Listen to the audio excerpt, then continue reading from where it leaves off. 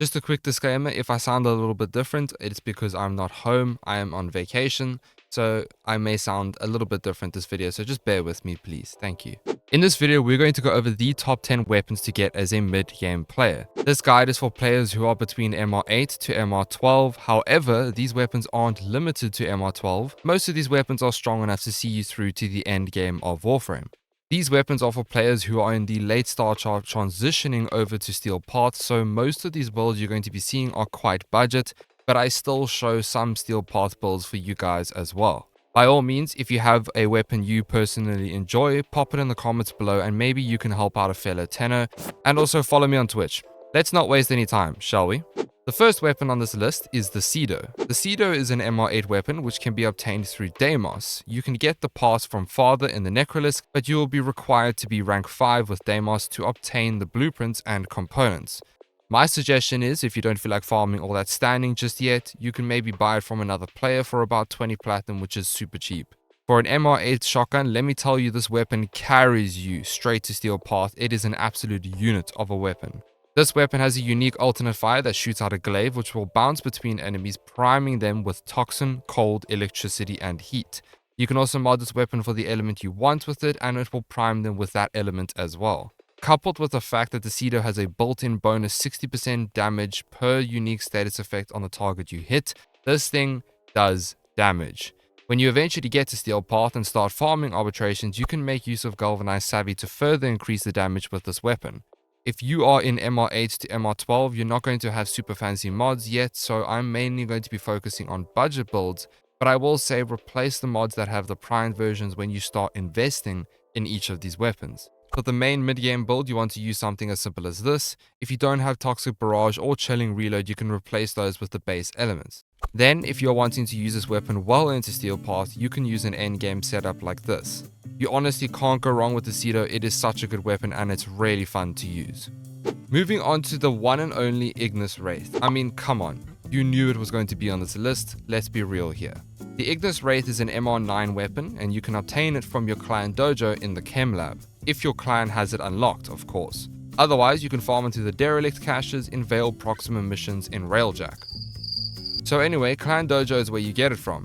Now this bad boy has reigned king of the mid-game weapons for the longest time, and let's face it, rightfully so. It's a flamethrower that melts everything. Literally melts everything.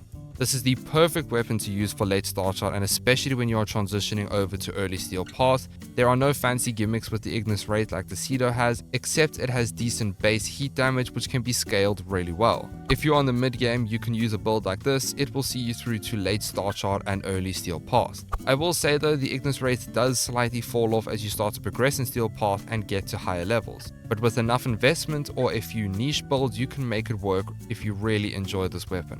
The next weapon on this list is the Phage. Often overlooked as a mid weapon, the Phage is much stronger than you think. This thing melts through everything. You can get this weapon at MR11 and by then you should be around Steelpath. Now the Phage is a weird one. It does innate viral damage, which is super handy for you since you can build for heat or slash with hunting munitions and you don't need to mod for viral, which is really nice. It also has 7 beams that start outwards and then hone into a bunch of beams together. This thing is a status hose when you start scaling. Its flat damage will literally melt through any faction with ease. I would highly recommend building this weapon for heat, although because this weapon has innate viral, it allows you to actually mod for corrosive heat, which will significantly boost your damage as the corrosive and the heat will shred the armor and the viral will further increase our heat damage over time. If you're looking for a budget build, here is a simple one that you can use, and if you want to take this bad boy into Steelpath, you can use something like this. I highly recommend it. Like I said, it's often overlooked, but a really good weapon. The next weapon on this list is the Tenet Arca Plasmor. Now I want to quickly say it, I tried my best not to include Tenet or Kuva weapons simply for the fact they aren't tied to any MR, and once you have completed the War Within questline, you can start farming them. And I also wanted to focus on normal weapons between MR8 and 12, because honestly this list would otherwise just be a Kuva or Tenet tier list, let's face it. However, the Tenet Arca Plasma is just such a good pick for the mid to late game in Warframe, I just had to add it in. This shotgun literally hits like a truck. It shoots out a massive projectile that ricochets off of the surface you hit, and there are some downsides though. It has low reload speed and slow fire rate, but it makes up for it with its damage. Because it's a Tenet weapon, you can have a progenitor. I would highly recommend getting Toxin, as you can build for Viral, as we are going to be making use of hunting munitions for this weapon. This is the build we run for beginners. I would recommend running reload speed because honestly this weapon feels bad without it. Because of its big damage, you can actually sacrifice 1 or 2 mods for utility. This is the endgame setup for those of you who want to use it for Steelpath. By the way, pairing this weapon with Mag's Bubble is like the holy combo. It is deadly. I would highly recommend it. It is definitely worth getting the Tenet Arca Plasmor. Before we go any further, if you could hit that like button, it would really help me out. Thank you so much. We now move on to secondaries. The first one on this list is the Akarus. The Akarus can be obtained when you reach MR8 and they are Gauss's weapon. You can farm this weapon's blueprint on on Uranus. The Akarus are rocket pistols which deal a large amount of damage in an AoE. However, your biggest issue as a mid-game player is knockback. So if you can make use of poise with a Nairu, then you can enjoy these weapons. The rockets will home in on enemies in a 15-degree radius. This weapon does have a low ammo pool, so you want to have an ammo mutation mod. Here is a mid-game build for you. I would recommend using this for late start shot and maybe early Steelpath. Outside of that, if you really like these weapons, I would recommend using the primed version and then just upgrading the mods to primed. It's really fun, a super satisfying weapon, and I would highly recommend using it if you're on the mid-game of Warframe. Moving on to the Sporelacer kitgun. This bad boy shreds.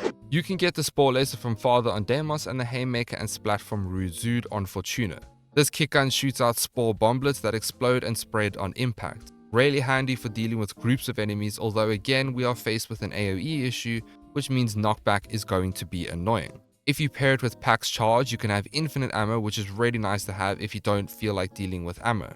I would also recommend if you can somehow get your hands on Cascadia Flare, but this is not something you'll easily be able to obtain as a mid-game player. Unless you're transitioning over into Steelpath, then you will have access to Zaramon. If you want a budget build, it'll look something like this.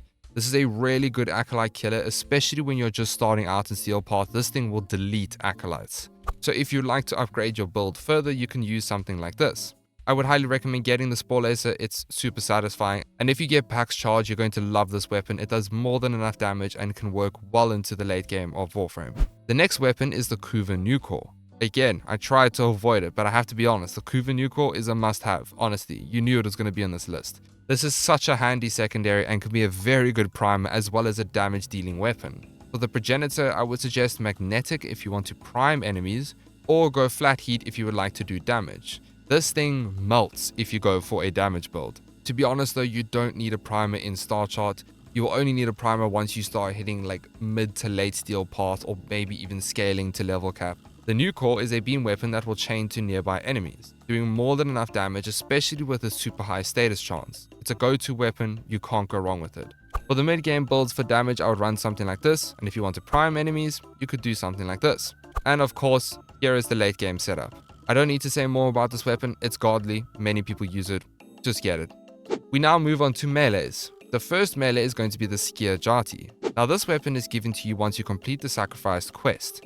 Technically it's an MR11 weapon, but you can use it earlier when you complete the quest.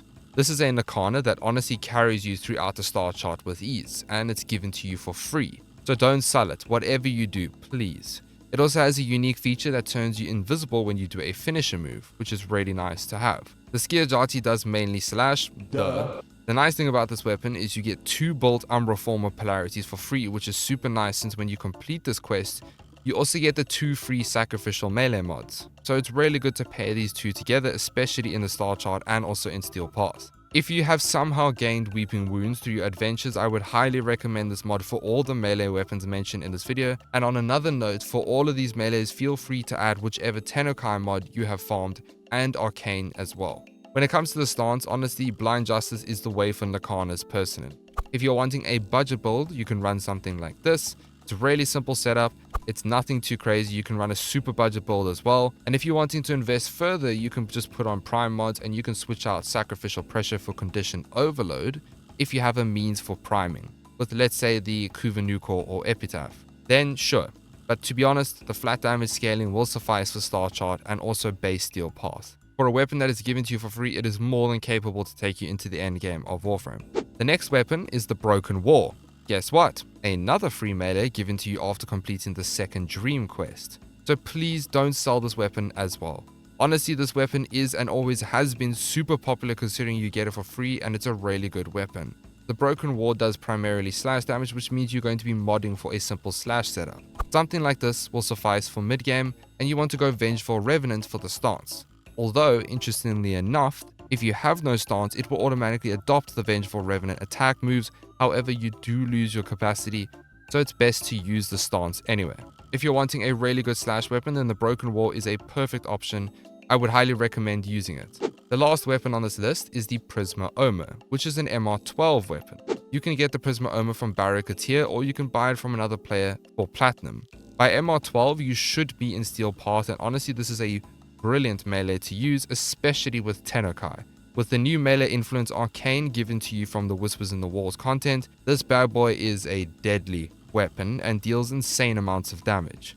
Not to mention the CC the electricity gives you. The Prisma Ohma deals innate electricity, which is why it works so well with melee influence. For a budget setup, you can use something like this.